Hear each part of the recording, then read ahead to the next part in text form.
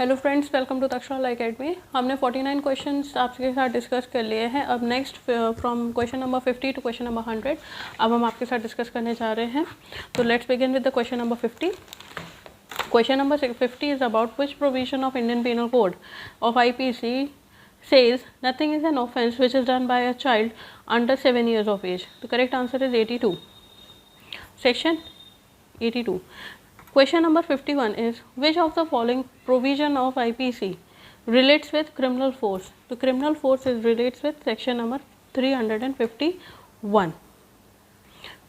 Next question is question number 52. अब 52 की अगर हम बात करते हैं तो ये क्वेश्चन हमने आपके साथ डिस्कस किया था in IPC video which has been uploaded by the Tक्षशिला Academy. And the question is which of the following section of IPC relates with the punishment of counterfeit currency and currency notes and the bank notes? The correct answer is section 489A. Next question, if a police officer, question number 53, if a police officer arrested and detained a person in lockup, arrest किया है police officer ने and detain भी कर लिया उस person को lockup में, okay, despite of producing a bail, यानी कि जो पर्सन था उसने बेल प्रोड्यूस कर लिया था फ्रॉम द कोर्ट एंड यहाँ पे तब भी उसके बाद पुलिस ऑफिसर उसको अरेस्ट कर रहा है और लॉकअप में बंद कर रहा है। बंद करने का मतलब हो गया confinement, okay, and it is a wrongful confinement. Correct answer is option C. Next question is question number 54. A demand of request for sexual favor from a woman is a punishable offence under IPC किस section के अंतर्गत? It is section 354A. Next question, question number 55. Which section of IPC gang rape is punishable? ये section हमने आपके साथ discuss किया था, it is D, section 376 का D. Next question, under section 499 of IPC how many exceptions are given for the offence of defamation? तो उसमें जो दिए गए हैं that is firstly, secondly, thirdly, इस तरह से नंबर किया गया है। तो करेक्ट आंसर इज डी, 10। कितने एक्सेप्शंस हैं? 10 एक्सेप्शंस हैं। Which one of the following section of IPC relates with the punishment of voluntarily causing hurt? ये हमने सेक्शन आपके साथ डिस्कस किया था। Voluntarily causing hurt on provocation, okay, on provocation के साथ अगर हम बात करें तो इट इज सेक्शन 334। छत्तीसगढ़ के 2020 क्वेश्चन में, क्वेश्चन पेपर में अगर जिसने भी बहुत अच्छे से तैयारी की है सेक्शन नंबर के साथ, जिसकी भी स्टूडेंट की सेक्शन नंबर के साथ अगर बहुत अच्छी कमांड रही है तो उसने बहुत अच्छे से अपना क्वेश्चन अटेम्प्ट किया होगा। Question number 58 is which of the following section of IPC relate with the punishment of mischief? अब मिसचीफ की अगर हम बात करें तो एक कन्फ्यूजन ज़रूर आया होगा कि 426, 427, 428 सारे ही डील करते हैं मिसचीफ में और सभी पनिशमेंट भी बताते हैं, लेकिन एक होता है कि एक बेसिक ऑफेंस डिफाइन करता है सेक्शन, देन उसके बाद जो बाद के सेक्शंस आते हैं वो उसे स्पेसिफिक करते जाते हैं। तो सेक्शन ए जो ऑप्शन है section 426 option A, that is correct, क्योंकि ये बेसिक ऑफेंस ऑफ मिसचीफ के बारे में बात करता है। Next question is question number 59. Under which section of transfer of property है transfer of property is defined? तो it is defined in section 5। सारे मैक्सिमम क्वेश्चंस आपके सेक्शन से आए हैं। Question number 60 is if the donee dies before the acceptance of gift, the gift is, यानी कि जो एक्सेप्ट करने वाला था डोनी, डोनर ने दिया लेकिन जिसको एक्सेप्ट करना था डोनी को, उसकी डेथ हो गई, तो क्या हो जाएगा? It will be void. Next question is question number 61. Section 12 of transfer of property is not applicable. Question is negative, not applicable, तो it is not applicable where the transfer is by way of lease, okay. Question number 62. Which one of the following is not an essential condition for application of rule of less spenders? तो correct answer is, सबसे पहली बात ये question negative है हमारा, तो इसका correct answer है D, alienation just a moment. Question number 62. It's C, not D. It is C. Suit must be collusive. Okay. Next question, question number 63. Which of the following is not an actionable claim. तो इसका correct answer है, सबसे पहले it is an negative question, not, और यहाँ पे जो आपका करेक्ट आंसर है that is D. Next question is question number 64. तो 64 अगर हम देखें तो application for which no period of application is provided. तो अगर कहीं पे भी स्पेसिफिक नहीं दिया गया है नो पीरियड ऑफ लिमिटेशन, तो when can be it can be provided, should be filed within 3 years. और ये आपके एंट्रीज लिमिटेशन एक्ट के एंट्रीज में दिया गया है. Question number 65. The period of limitation for the suit for damages of on account of malicious prosecution. सबसे पहले जो ये डैमेजेस वर्ड है, ये डैमेजेस वर्ड को हटा, मतलब कि जो एक्ट में दिया गया था, आपके लिमिटेशन एक्ट में जो एंट्रीज में था, वहाँ पे डैमेज की जगह आपका वर्ड हुआ था कंपनसेशन. ओके, और यहाँ पे वर्ड इन्होंने चेंज करके कर दिया डैमेजेस. तो correct answer is 1 year. Okay. Next है the law of limitation runs from the date. किस डेट से जाता है हमारा law of limitation? It's be, date of order which plaint is directed to be returned. Next question, question number 67. Section 17 of limitation act takes within its ambit. कौन कौन? Fraud भी आता है, फैक्ट भी आता है, कंसीलमेंट भी आता है. तो D, all of the above. Question number 68 is about which of the following section of Limitation Act deals with the effect of substituting or editing new plaintiff or defendant. तो ये आपकी बात करता है section 21. Next question, question number 69.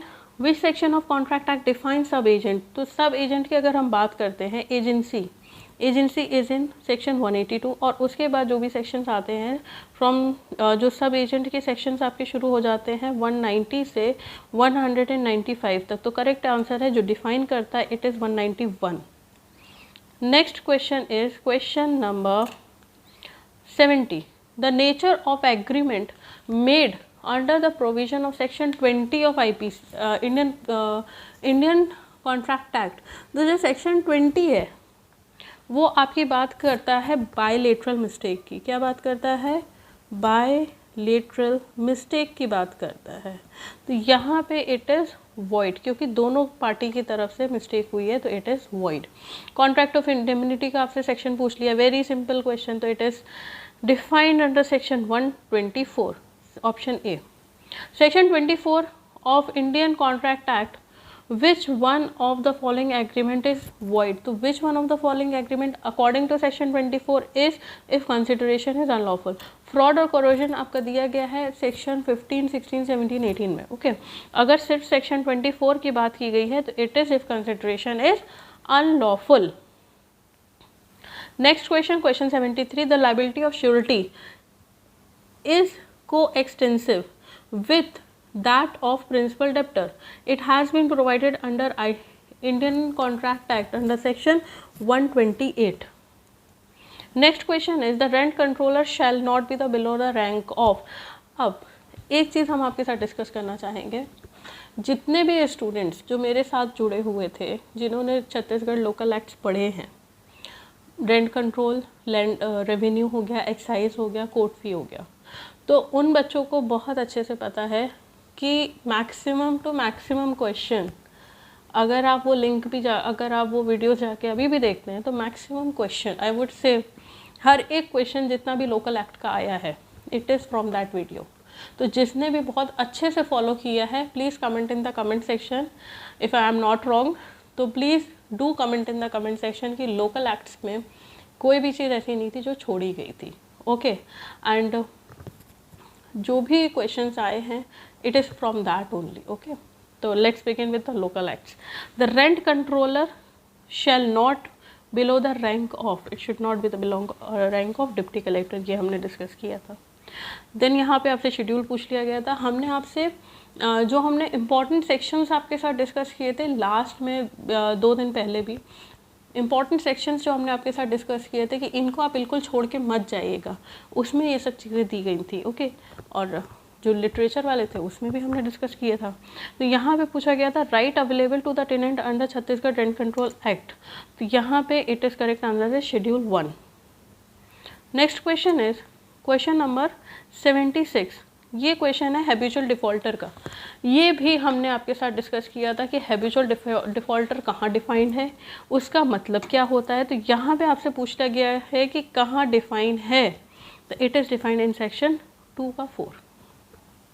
Very important question, मैंने तब भी बोला था कि आप इसको याद करिएगा। Question number 77, which of the following is compulsory registrable under the provision of registration act.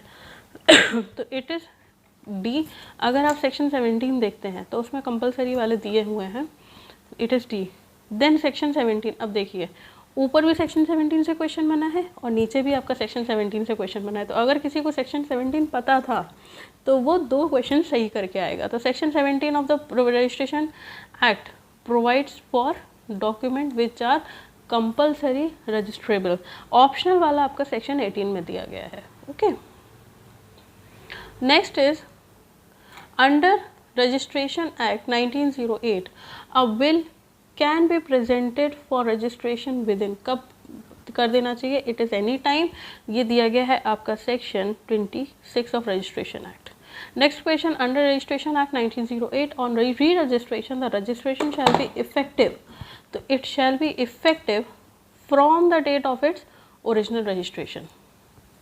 According to section, question number 81, according to section 7 का 10, ये हमने एक बहुत ही छोटा सा वीडियो बनाया था कॉन्ट्रैक्ट फ़ी पे, और सिर्फ इम्पॉर्टेंट चीज़ें हमने आपके साथ डिस्कस की थी और उसमें ये चीज़ थी। Okay, of the court fee act, court fee in suit of a specific performance would be according to the amount of consideration. Okay.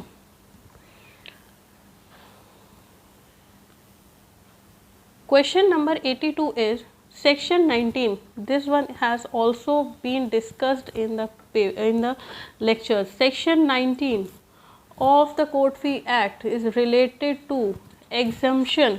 अब यहाँ पे बच्चों को थोड़ा सा कन्फ्यूजन हुआ होगा क्योंकि एग्जम्पशन की ये भी बात कर रहा है, एग्जम्पशन की ये भी बात कर रहा है, लेकिन डी आपकी बात करता है exemption of court fee of certain documents.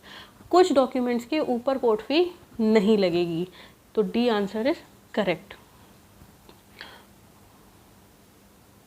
Next question is which section of Chhattisgarh land revenue code deals with appointment of कोटवार। ये हमने आपको इम्पॉर्टेंट में भी बोला था और जब लेक्चर चल रहे थे तब भी हमने आपको बताया था। It is section 230।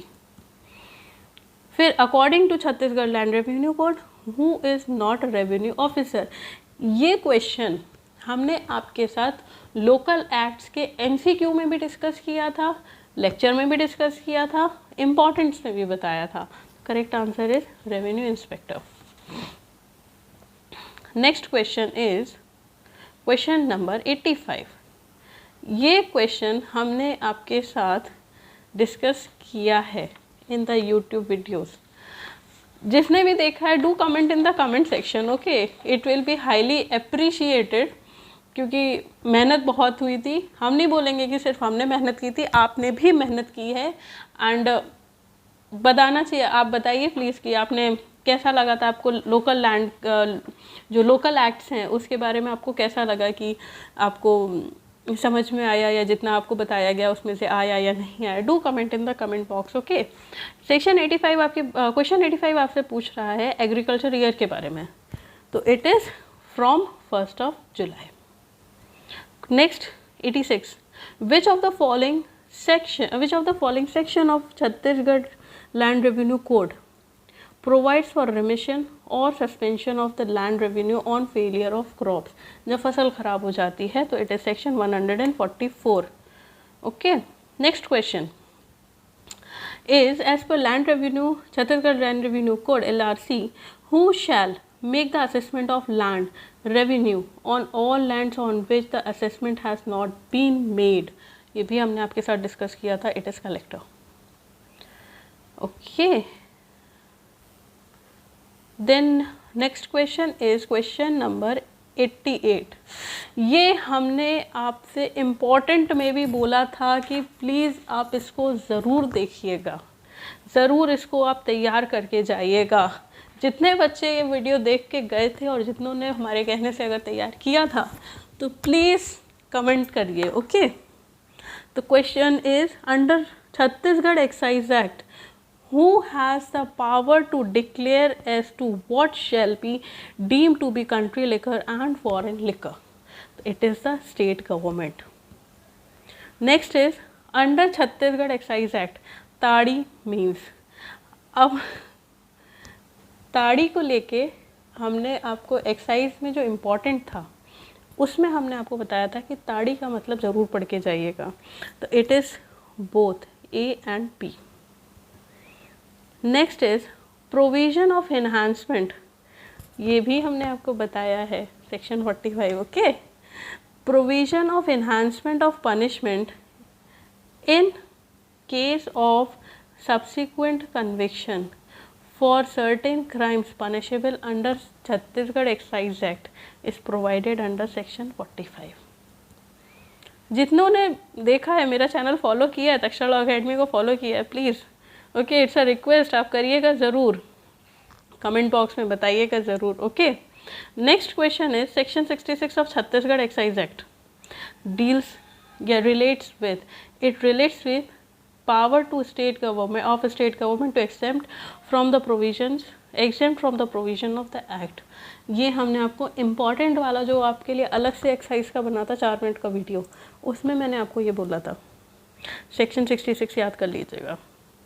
Next is when an offence under section 138 of NIA compoundable. तो यहाँ पे हमने NIA में आपके साथ डिस्कस किया था cheque for any amount, okay. Then आता है question number 93, the term a cheque in the electronic form is defined in NIA। कहाँ पे डिफाइंड है? It is defined in explanation of 1A of section 6, okay. ये भी हमने आपके साथ डिस्कस किया था। क्वेश्चन नंबर 94, हमने आपसे बोला भी था सेक्शन 138 को आप ज़रूर अच्छे से पढ़ के जाइएगा, ओके। तो सेक्शन 138 से क्वेश्चन आया था मैक्सिमम पनिशमेंट प्रिस्क्राइब्ड, तो वहाँ पे हमने आपको बताया भी था it is imprisonment up to 2 years and fined up to the twice to the amount of the check, okay. Next is as per NIA bill of exchange क्या है भाई? bill of exchange and unconditional order to pay, ये हमने आपके साथ discuss किया था। जिसने भी फॉलो किया है do comment in the comment box, okay. A DD is defined under which section of NIA act? तो ये लास्ट में डिफाइंड है, it is section 85A, okay. Next question is question number 97।